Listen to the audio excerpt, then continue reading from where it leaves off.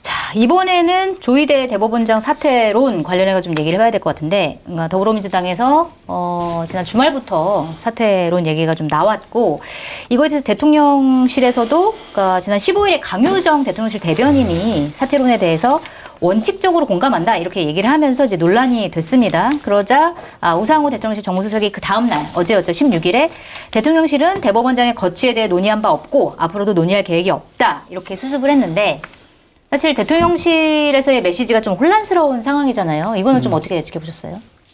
대변인이 사고 친 것 같은데요? 대변인 사고 친 거다? 네.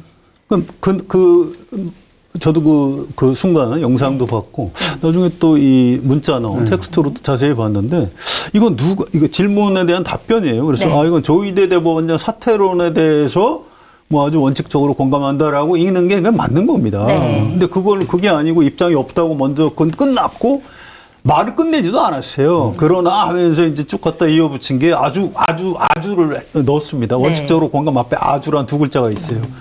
그 얘기는 아주 공감한다. 사퇴론 맞는 것 같다. 지금 이렇게 얘기를 한 건데, 네. 이분이 뭘 잘못했냐면 대변인이에요. 대변인. 네. 본변인이 아닙니다. 네. 대통령실 출입 기자들이 왜 이렇게 물어봤을까요? 이재명 대통령이 무슨 생각하시는지 궁금하니까 물어본 거예요. 네. 이재명 대통령 무슨 생각하는지 잘 지금 모르고 답변했잖아요.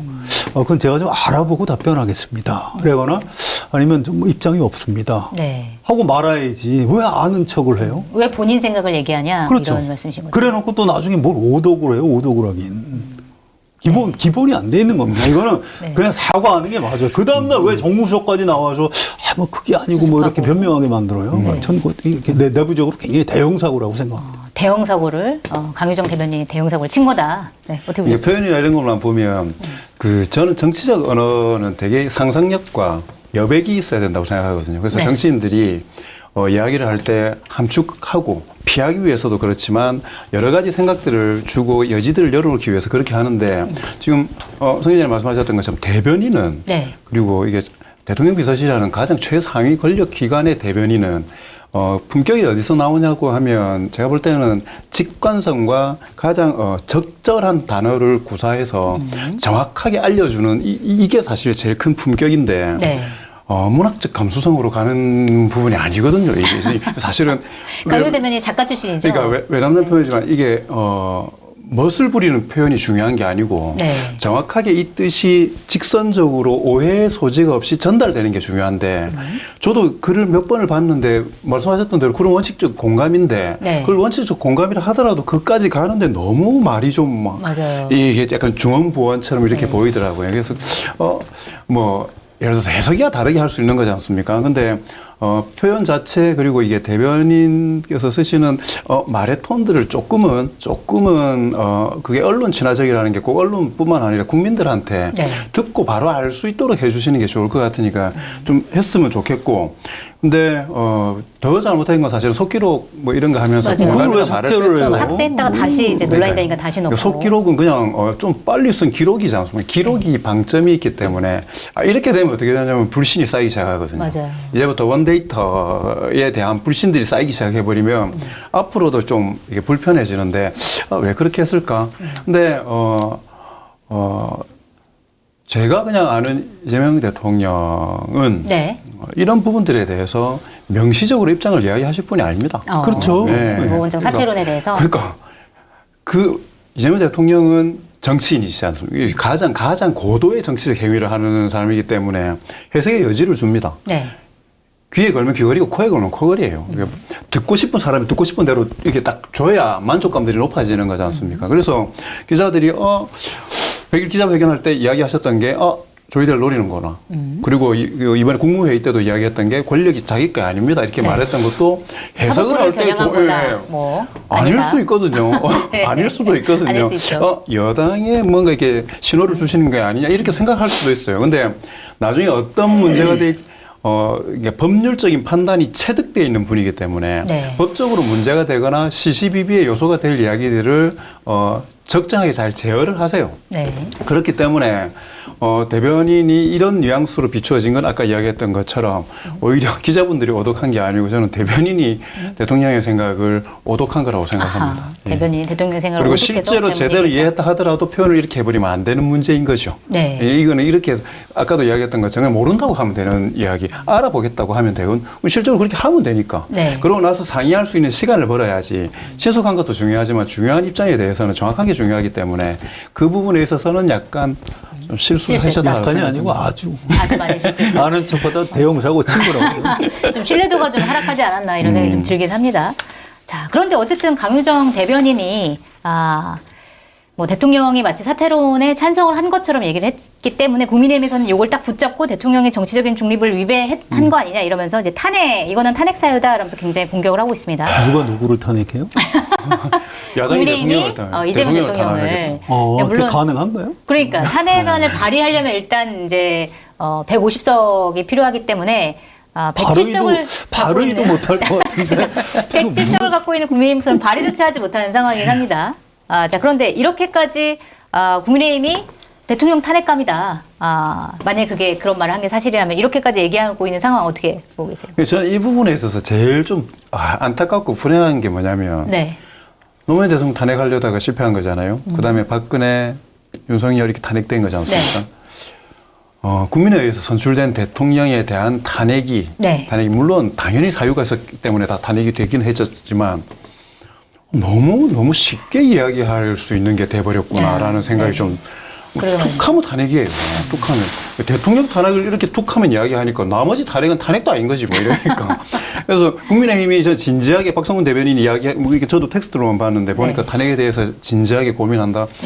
본인이 말하는 게 얼마나 큰 정치적인 무게감을 갖고 있는 대한민국 사회에 어떤 영향을 끼칠 수, 물론 아까 말씀하셨던 것처럼 택도 없기 때문에 영향을 별로 안 미칠 거라고 생각을 하지만 그런 워딩과 메시지들이 남아있는 게 대한민국 정치에서 얼마나 불행한 것인지를 저는 잘 모르는 것 같아요. 그래서 잘 모른다.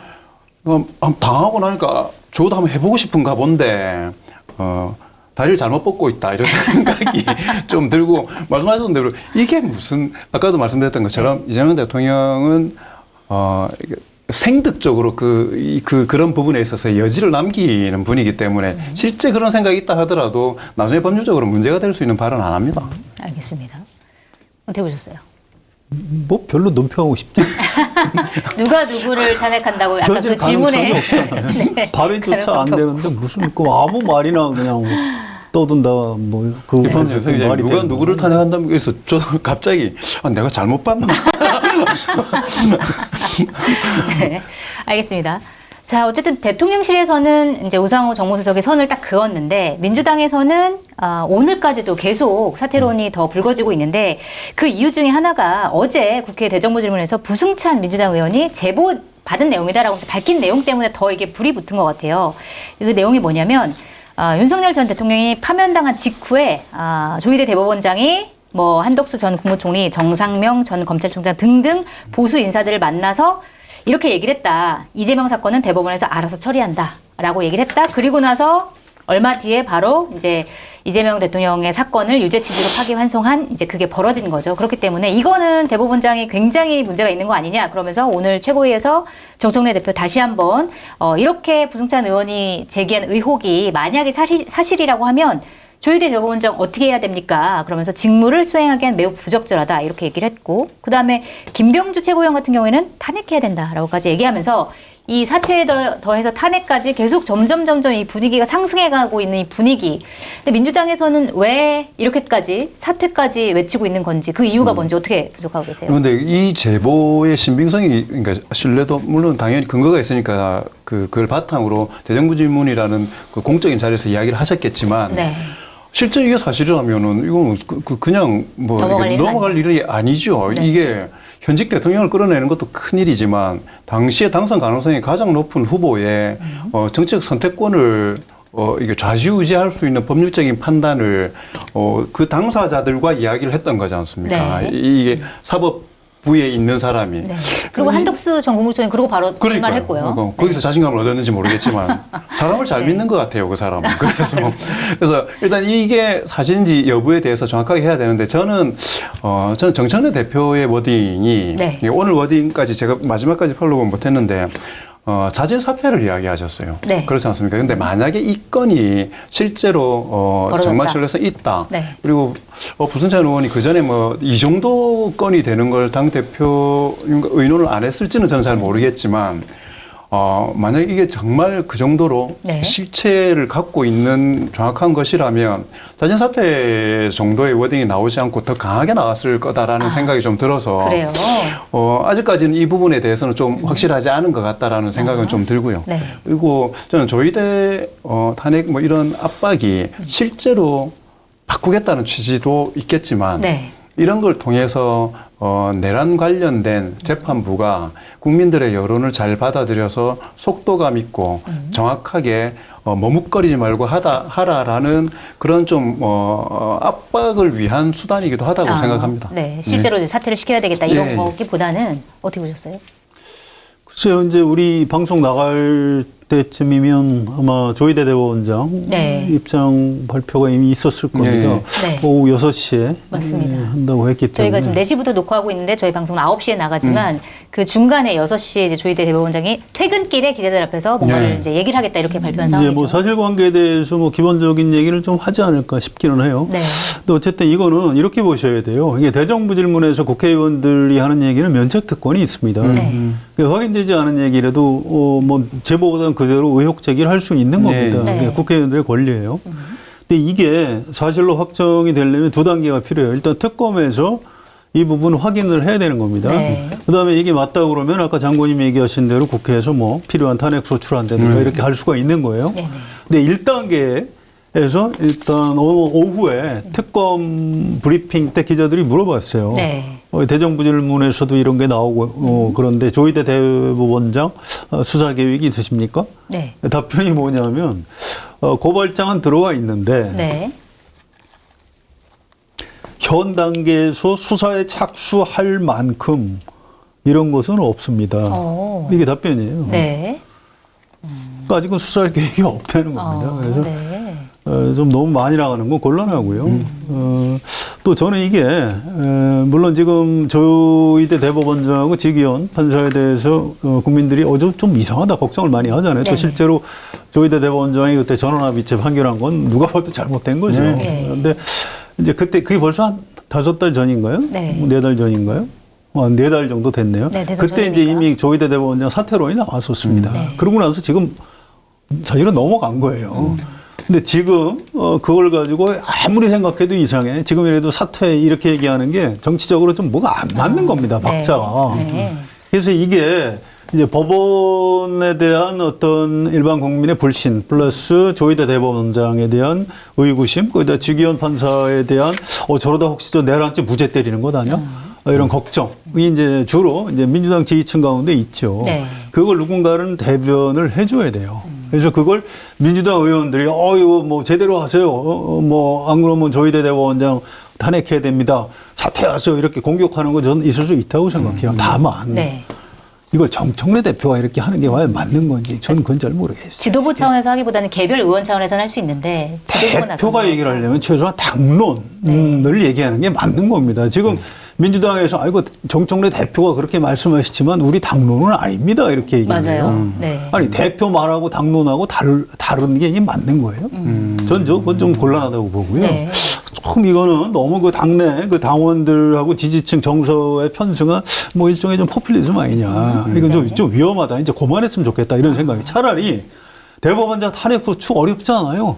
국회 제재구역은 과반수면은 탄핵 소추 됩니다. 그러면 직무 정지시키고 헌법재판소에 가서 탄핵 심판 받아보면 돼요. 네. 자신 있으면 그렇게 하든가. 네. 그게 아니면은 자꾸 사퇴 지금 며칠째 이러고 있는데 이게 잘못하면은요. 아까 저 우상호 수석통해서 이재명 대통령 입장을 밝혔음에도 불구하고 네.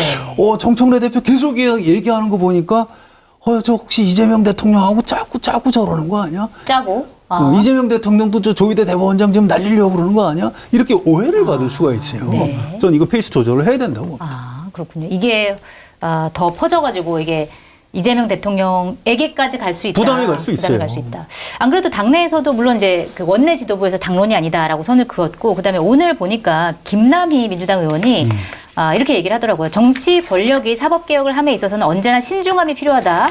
한두 명 법관이 사라진다고 해서 사법부의 문제는 해결되지 않는다. 이렇게 신중론을 내놨는데, 말씀하신 대로 어떤 역풍이 불 수도 있다. 지금 사법부에 대해서 국민들이 이제 신뢰가 좀 많이 무너진 건 사실이지만, 집권 여당이 이런 식으로 이제 공격하는 거에 대한 역풍이 불 수도 있다. 이런 의견도 나오는데, 이건 좀 어떻게 보세요? 그러니까 그런 걱정들을 많이 해요. 특히 기자들이 이제 계속 의원들한테 전화해서 코멘트를 받죠. 네. 근데 이거 지금 뭐 아무래도 당원들 눈치를 의원들이 봐야 되니까 내가 공개적으로 말을 못 하겠습니다. 참고만 하세요 하면서 이제 그런 얘기를 많이 하고요. 네. 아까 장관님이 얘기하신 대로 사실 이거는 그 실제로 사퇴라기보다 좀 똑바로 해라.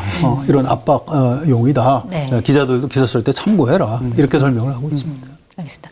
이게 뭐 아무리 압박용이라고 하더라도 계속 이런 모습이 계속될 경우에 역풍 이런 거는 어떻게? 그러니까 이게 계속 때리는 여건. 네. 그다음에 마치 계속 버티는 듯한 사법부. 네. 이 둘에 대한 여론이 어떻게 지속될 거냐 하는 걸 사실은 보고 저는 성현 기자님 말씀에 한편으로는 동의하는데 한편으로는 현실적으로 예를 들어서 조희대 대법관, 한덕수 전 총리 이런 사람들이 만나서 뭔가 도모했다라는 그러니까 그 대정부 질의에서의 발언이 나오고 네. 그게 그게 가지고 있는 파괴력이 있는데 당 대표가 그 이야기에 대해서 언급하지 않을 수 있을까? 그러니까 이거는 저는 한편으로는 그러니까 열정적인 당원과 지지자들에게 부합하는 것이기도 하지만 네. 실제로 국민들이 궁금함을 가질 수 있는 부분들이기 때문에 네.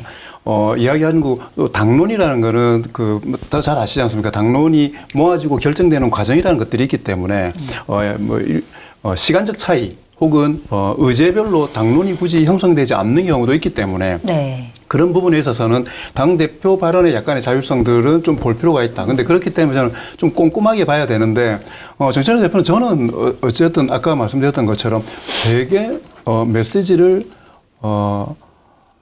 자제하면서 하고 있다라는 생각이 사실은 그러니까 들어요. 스스로 물러나라고 하는 게 많이 조정하고 네. 어떻게 하지요? 라고 묻는 방식이나 이런 걸 택하는 것도 이전에 비해서는 좀 많이 메시지가 가다듬어졌다는 생각이 드는데 그럼에도 불구하고 지금 말씀하셨던 것처럼 계속 때리는 여건으로 남아있을 거냐. 네. 처음에 특검 잘하고 있다 한 60% 나왔었는데 이번에 더 센 특검법 갈 때 어떻게 하냐 하니까 50% 안 되게 물론 지지가 더 높지만 네. 특검한테 더 힘 실어줘야 된다. 이게 지지가 좀 줄었군요. 줄고 있거든요. 이게 네. 피로감이 있어요. 네, 국민들 사실은 먹고 살기 힘든데, 아니, 이게 내란 척결 중요한데, 반드시 해야지. 나를 기품을 바로 세워야지. 못된 놈 잡아가둬야지. 근데, 아유, 좀 힘들다. 이게 좀 있는 겁니다. 그래서 네. 저는 그 수위를 조절하는 부분들, 사실 특검을 두고 있던 게 그거잖아요. 그걸 전체 정부나 당이나 이런 데서 하지 말고 특검이라는 독립된 공간에서 제대로 가는 부분을 힘을 실어주는 방식으로 그냥 가버리면 저는 될 거라고 생각하는데, 네. 조금 지금 좀 내란 그러니까 전담 재판부 네. 이런 부분도 나중에 포함되지만 조금 저는 정치적 워딩으로는 가능하지만 너무 이걸 각 잡고 진지하게 진짜로 하는 것처럼 가는 거는 네. 결과에 대한 불신도 사실은 생길 뿐더러 과정에 있어서 지나치게 국민들에게 좀 이게 좀 과한 피로감을 줄 수도 있다라는 걱정이 네. 앞서기도 합니다. 네. 그런 역풍 가능성 두 분 다 말씀해 주셨고, 방금 말씀하신 내란 전담 재판부 관련해서도 사실 이제 민주당에서는 처음 내란 특별 재판부라는 것을 이제 만들어야 된다라고 얘기를 하면서 법관을 추천하는 데 있어서 이제 정치권에서도 추천할 수 있는 방안을 내놨다가 이게 좀 비판을 많이 받으니까 내란 전담 특별부로 이름을 바꾸고, 그 다음에 오늘 보니까 정치권 추천은 배제할 수도 있다 이렇게 좀 한 발 물러난 의견을 내놨더라고요. 그런데 내란 특별 재판부든 내란 전담 재판부든 이런 식으로 이제 어떤 특별 재판부를 만들어서 내란 세력에 대한 단죄를 한다라고 하는 부분에 대해서는 좀 어떻게 평가하고 계세요? 네, 가능하죠. 가능하다. 예, 그걸 행정부나 입법부에서 삼권 분립인데 네. 사법부의 어떤 내용을 침해한다 이건 받아들일 수 없지만 그냥 그 안에서 알아서 하시되 사법부 안에서 적분 독립돼 있으니까 하시되 이거 내란 사건 워낙 중요한 우리 모든 국민의 관심사니까 거기 좀 판사들이 집중할 수 있도록 네. 전담 재판부를 두는 게 괜찮지 않습니까? 이런 정도는 저는 그 위헌이 아니라고 생각을 해요. 네. 개인적으로. 네. 그건 얼마든지 가능하고요. 그래서 우리 지금 민주당 지도부나 또 이제 사법부의 법관들이나 꽤 사실은 저는 양식이 있다고 생각을 합니다. 네. 그래서 그런 합리적인 절충안 같은 게 나올 수도 있지 않을까 이렇게 약간 긍정적인 전망도 좀 해봐요. 특히 네. 아까 문진석 수석 네, 부대표죠. 원내 운영 수석 부대표. 예, 그분이 굉장히 중요합니다. 이게 사법부 독립 침해할 가능성이 있다면 이거 이 정치인들이 추천하겠다는 게 아니다 이렇게 딱 네. 끌어줬거든요. 네. 이게 굉장히 좀 중요한 진전의 계기가 될 수도 있다고 생각합니다. 어쨌든 그 추천 여부에 따라서 논란을 피할 수도 있다 이런 그렇죠. 말씀이셨고, 네 어떻게 보세요? 저는 사실 법적으로 잘 몰라서 그런데 내란 재판 전담부나 이런 논의가 되는 이유가 뭐냐면 목적은 그거지 않습니까? 지금 이루어졌던 대한민국을 거꾸로 만들어 버리려고 했던 내란에 대해서 정확하게 심판을 하고 처벌을 하자라는 거잖아요. 네. 그게 목적인 거지. 그렇죠. 재판부를 새로 설치하거나 어떤 다른 사람을 한두 명 갈가 이런 게 목적이 아니기 때문에 저는 현재 진행되고 있는 내란 재판이 진짜 신속하게 네. 국민들의 동의가 있을 때 빠른 시일 내에 빨리 정리되는 게 가장 중요하기 때문에 네. 이걸 위해서 지금 현재 재판부를 새로 설치하면서 이걸 소급해서 적용을 하는 게 맞는지 저는 잘 모르겠습니다. 그 부분에 대해서. 그래서 속도와 저는 이게 공정성이 핵심이라고 생각하기 때문에 속도라는 측면에서는 지금 달리고 있는 말에 채찍질을 다하는 게 저는 더 훨씬 효과적일 거라고 생각하고 네. 뭐 앞으로는 없겠지만 혹시나 이 부분에 대한 단죄들이 정확하게 어느 정도 이루어지고 난 이후에 역사적으로 돌아봤을 때 내란이나 이런 엄청난 것들을 일반 법정에서 했을 때 가지는 한계들이 있더라. 그러면 그거는 미래지향적인 위기 관리를 위해서 논의할 수 있는 거는 좋지만 네. 지금 확 진행되고 있는 상황에서 저는 이 부분이 아까도 말씀드렸던 것처럼 그래서 지금 재판부 잘해라. 국민들이 이것도 못 믿고 있잖아. 잘해라. 라는 신호로서의 정치적인 의미는 충분하다고 생각합니다. 근데 네.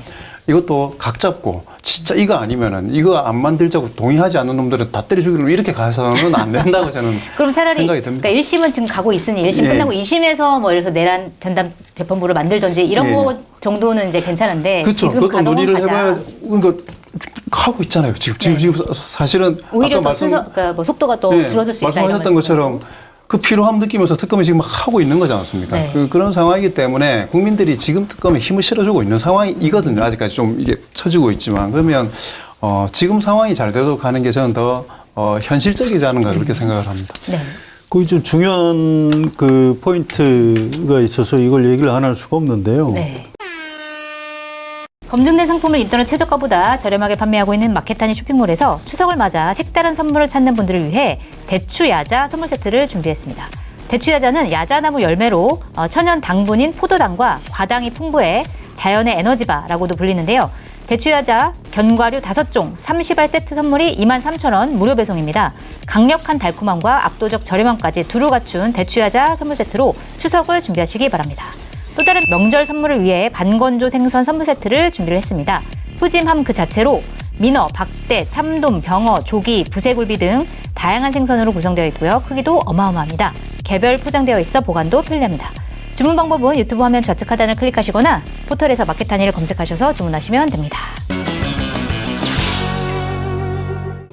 이 대법관 숫자를 늘려야 된다. 네.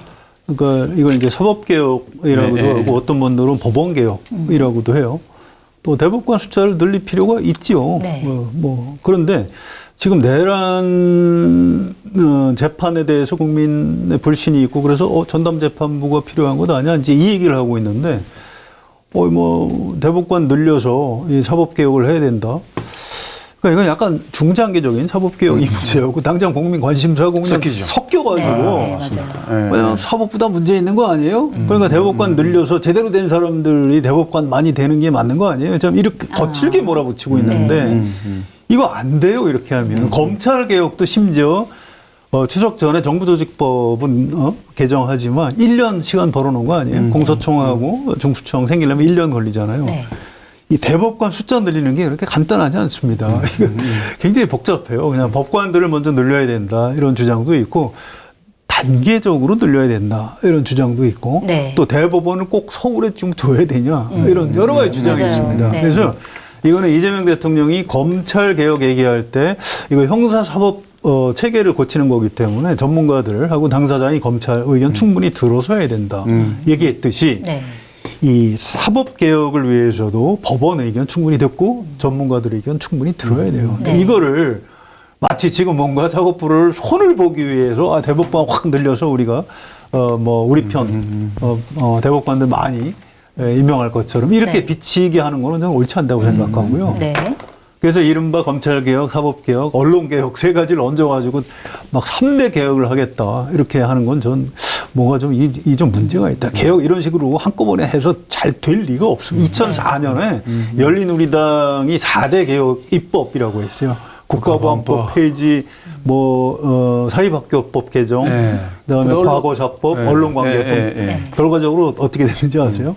4개 다 실패했습니다. 아, 그렇군요. 개혁이라는 게 이렇게 문패 걸고 선전포고하고 착 쳐들어가면 그 대상되는 기득권 세력들이 다 결집을 해서 그 방어를 해요. 네. 될 일도 안 됩니다. 그냥 하나씩 차근차근. 그러니까 지금 제일 중요한 거는 검찰개혁입니다. 네. 그걸 해놓고 그다음에 이게 내란 재판 이건 이거대로 하고 네. 사법부 개혁은 저는 한 내년쯤 내년쯤에. 그동안 이제 여론 수렴 충분히 해가지고 이렇게 단계적으로 하는 게 옳다고 생각합니다. 네.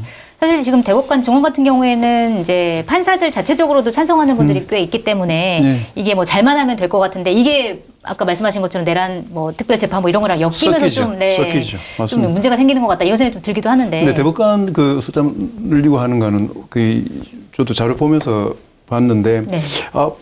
있는 자리에 따라서 확실히 이게 좀 달라 보이는구나 생각이 드는 게 네. 대법관이라는 지위를 안정성, 그 다음에 정치적 독립, 그 다음에 권리의 관점으로 보는 사람들과 네. 이걸 법 집행을 빨리 해내고 어쨌든 효율적으로 일 중심으로 바라보는 서 있는 사람의 위치에 따라 다르더만요. 그게. 일 그래서 중심인 사람은 필요하다. 빨리 증언이 필요하다. 하자. 제발 좀 적체시키지 말고 빨리 가자라는 거고. 네. 근데 거기에 물론 저는 그렇다고 해가지고 일 중심으로만 보는 사람들의 입장이 100% 옳다라고는 생각하지 않습니다. 왜냐하면 조금 전체를 다 볼 수 있는 입장에서 정치적 여러 가지 상황들이나 장기적인 미래에 대한 의견도 존중돼야 된다라는 게 있지만 네. 저는 오히려 딱 보니까 어쨌든 국민들 입장에서는 일적으로 적체가 없이 갈 수 있는 방향이라면 네. 숫자가 많아지면 권한이 줄어들고 분산되는 효과는 있겠지만 국민들에게는 유리하지 않겠냐라는 요 포인트가 제일 큰 포인트일 것 같거든요. 네. 근데 말씀드렸던 것처럼 전반적으로 다 움직여야 되는 거기 때문에 조직 내부의 동의를 좀 받아 나가는 게 필요하다고 생각됩니다. 개혁을 할 때 전에도 이야기 드렸던 것처럼 내부의 동의를 가져가면서 해야 될 개혁이 있고 네. 가만히 있어 이러고 나서 그냥 가야 되는 그게 있는데 지금 현재 사법부의 개혁은 말씀하셨던 것처럼 중, 장기, 그다음에 단기 과제들을 좀 분리해가지고 접근법을 달리하는 게 더 나을 것 같다는 생각이 듭니다. 검찰 개혁은 가만히 있어. 그렇죠. 한다면 이제 해야 되는 네. 건데 사법 개혁은 그렇게 몇십 년 하기에는 동안 까불고 있었잖아요. 그러니까 좀 달리 접근해야 된다. 예. 의견을 좀 많이 들어야 된다. 알겠습니다.